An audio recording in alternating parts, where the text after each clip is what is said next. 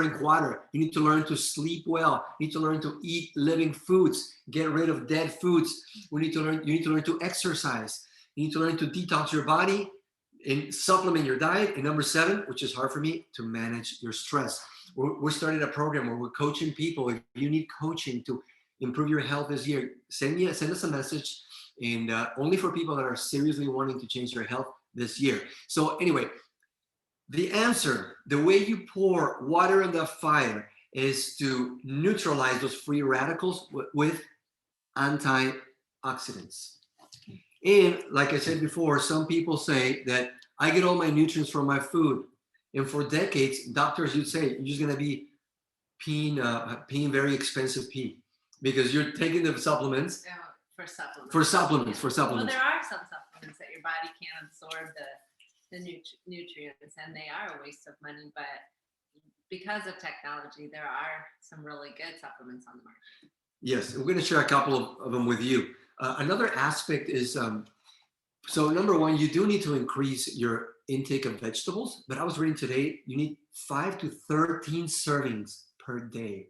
I mean, who can do that? There are some people that I know they do that, but that's all they do all day long.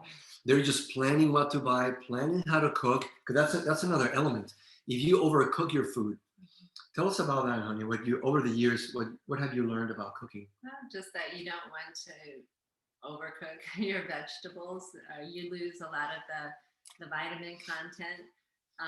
So it's best to steam them, or if you're not eating them raw. I know some people have problems with digestion eating raw vegetables, but it's better just to steam them and not overcook them. You can see the broccoli, like when it's cooking and it gets really bright green and it's still a little crunchy, that's when you should stop.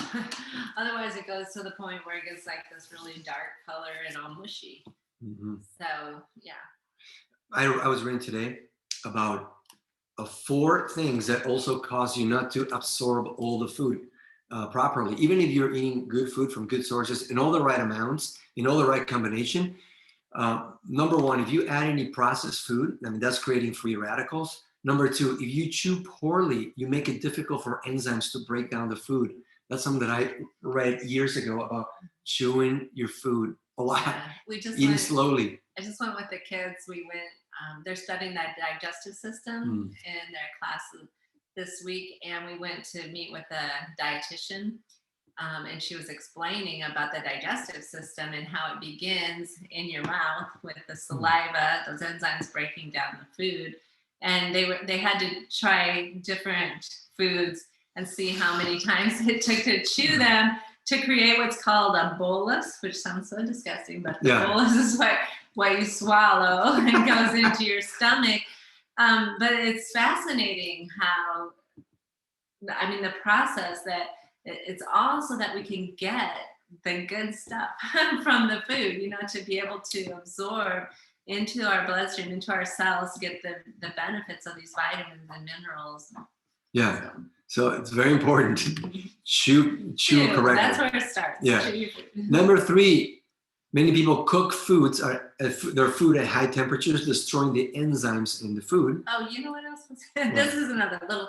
Okay, so you have your esophagus where the food goes. It's flat but it opens to allow the food to pass. Oh, I didn't know that. Yeah, another reason to chew, because you I don't know. Just imagine this when you see a snake that ate a mouse, and they have that big ball. Big lump. I don't know. It sounds painful. I think I read somewhere that you're supposed to chew like 30 times, and I do that. But he is also this thing where he chews so fast. So I need to slow myself down. I've never seen anybody chew as fast. I need to slow down. I can't even do it. I need to slow myself down.